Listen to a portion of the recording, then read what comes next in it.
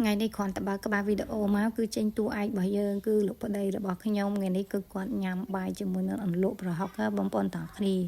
ប្តីបងទាំងអស់គ្នាចេះញ៉ាំប្រហុកគេប្តីខ្ញុំវិញនិយាយពីថាចូលចិត្តខ្លាំងហ្មងចំហុយឲ្យប្រមាណក៏អស់ដែររឿងហេតុដើមឡើយហ្នឹងគឺចេះបងប្អូនទាំងគ្នាខ្ញុំបាន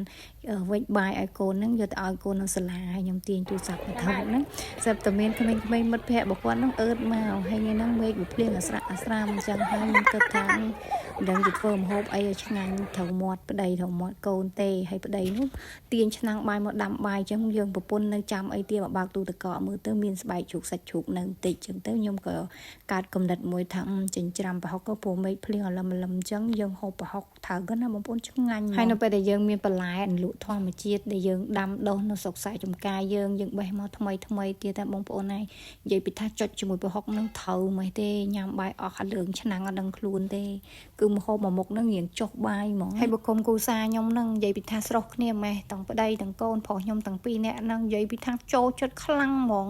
សឹងតែថាយើងចំហុយឲ្យញ៉ាំរាល់ថ្ងៃក៏បានដែរណាស់តែយើងចេះតែគិតថាគាត់ញ៉ាំប្រហុករាល់ថ្ងៃពេលខ្លះគាត់ខ្វះជីវជាតិអីចឹងណាបងប្អូនព្រោះពួកគាត់នៅទូចវ័យគាត់កំពុងតែពេញលូតលាស់ពេញធំធាត់ចឹងថ្ងៃនេះខ្ញុំចំហុយប្រហុកជាមួយនឹងសាច់ជ្រូកពងទាបងប្អូនចឹងដើម្បីឲ្យចិញ្ច្រាំវាឆាប់មាត់គឺខ្ញុំហាន់សាច់ជ្រូកនឹងជាមុនសិនណាហើយខ្ញុំអត់ចំហុយខ្លាញ់សុទ្ធទេគឺខ្ញុំចំហុយជាមួយនឹងសាច់ជ្រូក3ជាន់ហើយចំណែកប្រហុកហ្នឹងគឺខ្ញុំយកមកខ្ញុំកាត់វាបន្ថែមដើម្បីឲ្យយើងគឺច្រាំទៅវាឆាប់មាត់កុំឲ្យវាមានឆ្អឹងច្រើនណាបងប្អូនចឹងគឺខ្ញុំកាត់អាកន្លែងសកៃកន្លែងអីរបស់ប្រហុកហ្នឹងចេញម្ដងទៀតណាហើយប្រហុកនេះគឺម្ដាយរបស់ខ្ញុំគាត់ធ្វើដោយផ្ទាល់អញ្ចឹងទៅ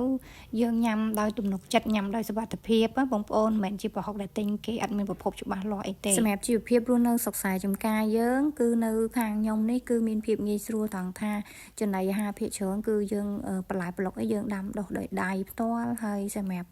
ប្រហុកផ្អកម៉ាំអីចឹងទៅគឺច្រើនតាចេះធ្វើអញ្ចឹងទៅឲ្យតាខែ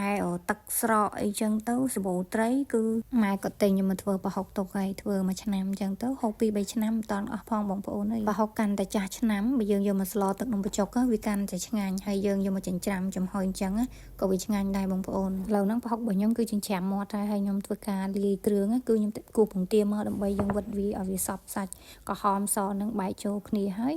បានយើងដាក់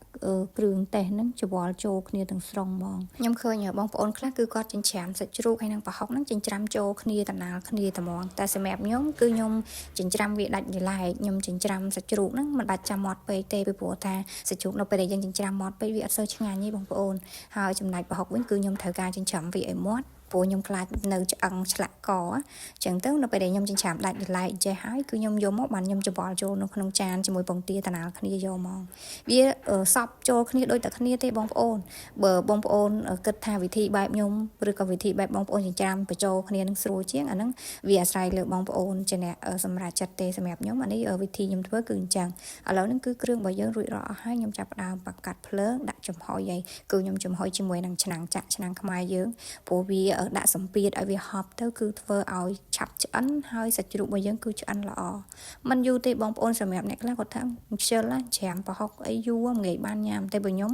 គឺលឿនទេបងប្អូនពងទាបន្តិចទៅសាច់ជ្រូកបន្តិចទៅប្រហុកបន្តិចទៅសរុបមកគោមបងប្អូនអើយប៉ុន្តែមកគោមនឹងក៏ពិតមែនណាបងប្អូនតែខ្ញុំញ៉ាំតែមួយពេលទេគឺអស់ហើយឥឡូវក្លេកមកមើលតួឯករបស់យើងវិញនិយាយទីថាម្ហូបតែគាត់ចូលចិត្តអញ្ចឹងប្រពន្ធអ្នកធ្វើម្ហូបប្តីអ្នកផ្សំលក់អីបងប្អូនគឺយើងមានជាមួយនឹងស្ដែកគោតសក់ត្រប់ហើយកញ្ឆែតតែបងប្អូននៅនិយាយពីថាបន្លែស្រស់អញ្ចឹងចុចប្រហុកត្រូវណាស់បងប្អូនឥឡូវឃើញថាប្រហុកចំហុយរបស់យើងគឺឆ្អិនហើយបងប្អូនខ្ញុំយកស្លាបព្រាទៅចុចកាលណាវាលេងស្អិតលេងដោយមកតាមអានឹងមានន័យថាសាច់ជ្រូកហើយនឹងប្រហុកនឹងឆ្អិនណាបងប្អូនតែបើយើងចុចជព្រានៅចំកដាលទៅគឺនៅសើមអៀចមកតាមសព្រាអានឹងគឺអត់ទាន់ឆ្អិនទេសម្រាប់ប្រហុកចំហុយរបស់ខ្ញុំគឺរួចរាល់ជាស្ថាពរហើយបងប្អូនគឺខ្ញុំសុំញ៉ាំមុនណាហើយបងប្អូនទាំងអស់គ្នាអូឃើញវីដេអូនេះនៅម៉ោងប៉ុន្មានដែរបងប្អូនចង់ញ៉ាំទេមកអញ្ជើញពិសាជាមួយខ្ញុំទាំងអស់គ្នា